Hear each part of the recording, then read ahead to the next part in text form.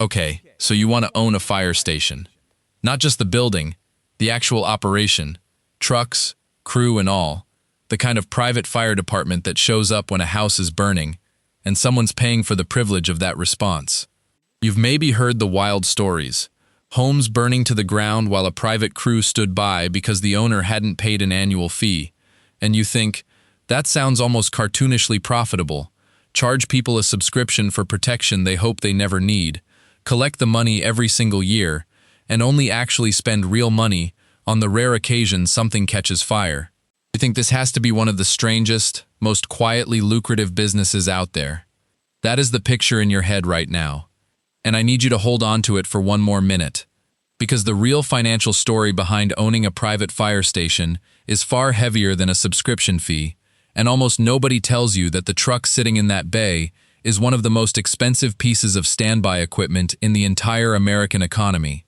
By the end of this video, you're going to understand exactly why private fire protection is one of the hardest businesses to run profitably in the country, and why the few companies that actually pull it off do it in a way that looks nothing like what people assume from the outside. Before we go any further, hit that subscribe button, because this channel breaks down the real economics behind the businesses everyone assumes are simple, and this one is genuinely one of the strangest we've ever covered. Let's start with what it actually costs to get a single truck on the road, because this is the first place the fantasy and the reality collide. A standard structural fire engine, the kind capable of pumping thousands of gallons a minute and carrying enough hose and equipment to actually fight a house fire, typically costs between $500,000 and $800,000 new, and larger aerial ladder trucks, the ones with the extending ladder for multi-story buildings, can run well over $1 million. Buying used apparatus from a municipality upgrading its fleet brings that number down significantly, sometimes to $150,000 to $300,000, but used engines come with real risk, aging pumps, engines nearing the end of their service life, and none of the manufacturer warranty coverage protecting a brand new purchase.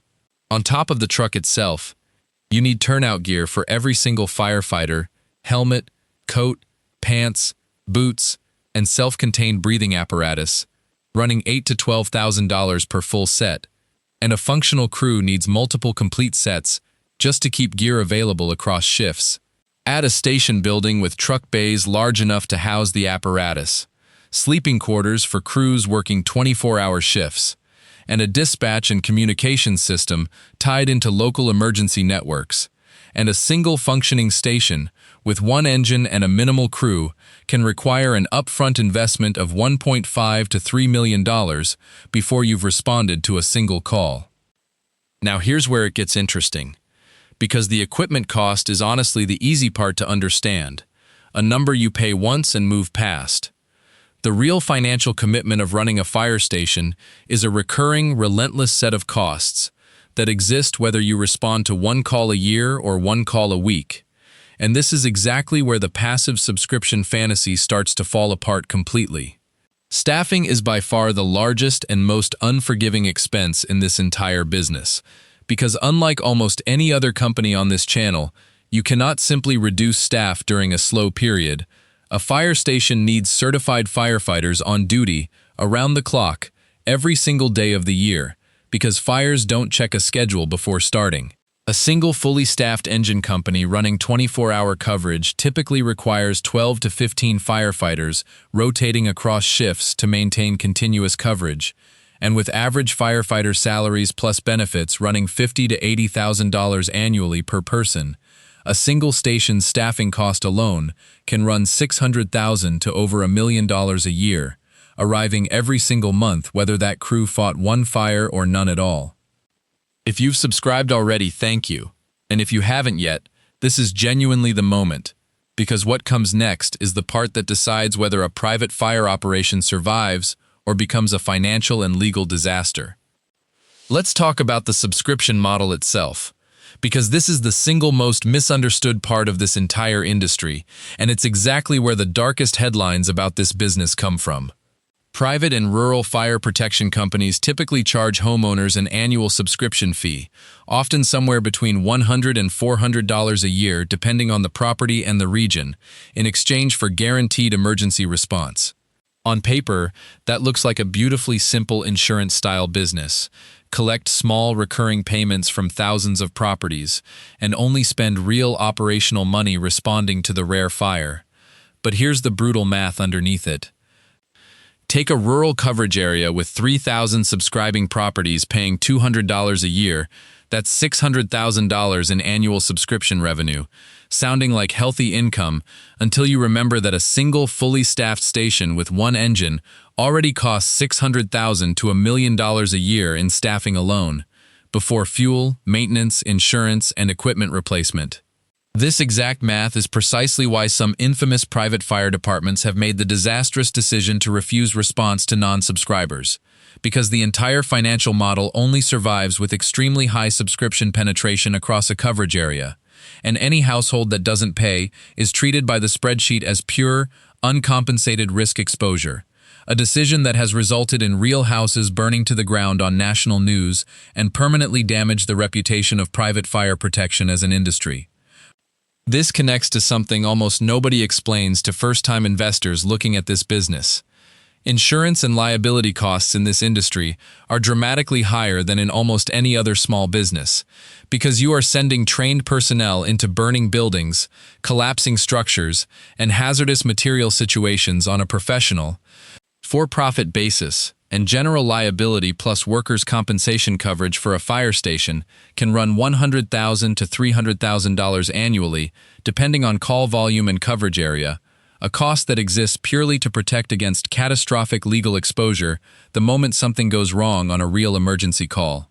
Add ongoing certification requirements, since firefighters need continuous training hours and equipment recertification to remain legally qualified to respond to calls, and a private operation is looking at another $50,000 to $100,000 a year just in training and certification costs, expenses that exist purely to keep the operation legally allowed to function, not to generate a single additional dollar of revenue. Quick reminder, if this is helping you see the numbers more clearly, subscribing genuinely helps this channel keep making these breakdowns, and there's a lot more coming on exactly this kind of decision. Now let's put the entire picture together, because this is where the subscription fee dream and the actual financial reality either line up or they don't. Take a private fire protection company covering a rural district with 3,000 subscribing properties at $200 a year, generating $600,000 in subscription revenue, supplemented by contract revenue from a nearby municipality, paying an additional $400,000 annually to cover a gap in public coverage, bringing total revenue to roughly $1 million. Against that, staffing for a single properly crewed station running 24-hour coverage consumes $700,000. Insurance and liability coverage takes another $150,000. Truck maintenance, fuel, and equipment replacement reserves, since fire apparatus takes brutal wear from both actual emergency use and constant readiness testing, add another $100,000 annually. Training, certification, and station overhead, utilities, communication systems, and administrative staff, add another $80,000. Add it all together, and total annual expenses land right around $1,030,000 against $1 million in revenue, meaning a company that looks like it should be comfortably profitable on a spreadsheet full of subscription fees is actually operating at a slight loss in a completely normal, uneventful year, before you've even accounted for a single major fire requiring mutual aid, extended overtime, or equipment damage. Here's the part that never shows up in the subscription fee pitch, and it's worth saying plainly before we close this out.